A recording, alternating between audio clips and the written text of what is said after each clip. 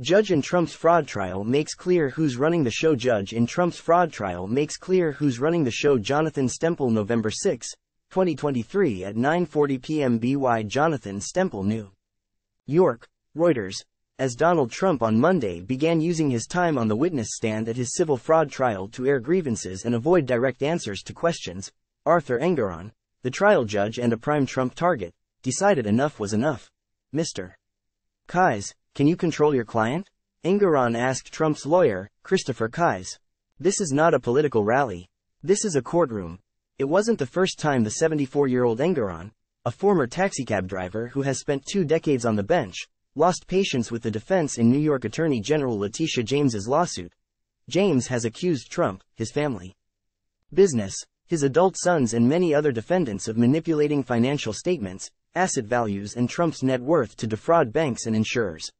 Since the trial began in a downtown Manhattan courtroom 1 month ago, Engoron has fined the former U.S. president twice for violating a gag order barring him from criticizing the judges.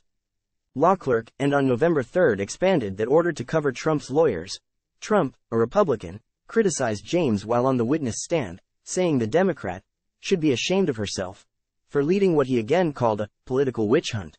He was also unsparing with Engoron, a Democrat and American Civil Liberties Union member, telling the courtroom that on a question of law, "I'm sure the judge will rule against me because he always rules against me." During Monday's proceedings, Engoron threatened to cut off Trump's defiant, often rambling testimony. When Trump resisted answering a yes or no question from a lawyer from James's office on the valuation of a Wall Street office tower, Engoron interrupted. "We got another speech from Trump," he told Kise. "I beseech you to control him if you can. If you can't, I will." Trump's fantasy world. The criticisms mirrored displeasure that Engoron, who is hearing the case without a jury, has often shown the defense, last year holding Trump in contempt for ignoring a subpoena. Engoron ruled in September that Trump's financial statements contained fraud. Time equals 400 ms. greater than that left for trial whether Trump and the other defendants should pay the $250 million in penalties that James wants, and whether to ban Trump from New York State real estate business.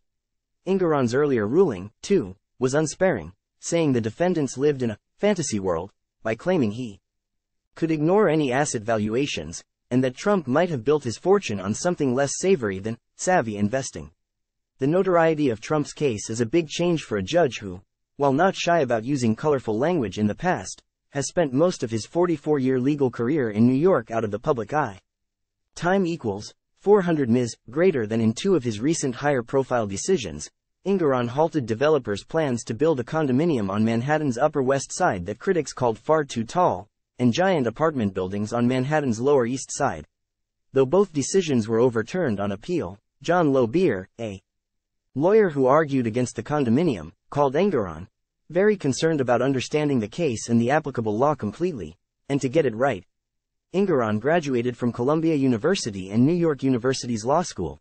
He spent more than a decade in private practice and 12 years clerking for a state judge before becoming a civil court judge in 2003. Voters elected him to the state Supreme Court, a trial court, in 2015. Reporting by Jonathan Stempel, Luke Cohen and Jack Queen in New York. Editing by Nolene Walder and Jonathan Otis.